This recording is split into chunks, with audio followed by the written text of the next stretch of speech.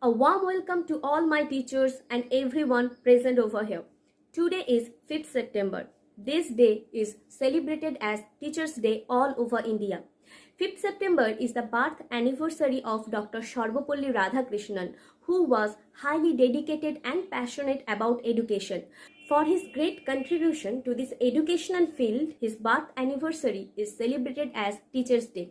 So this is the best day to pay homage to our beloved teachers for their contribution to us and to our society.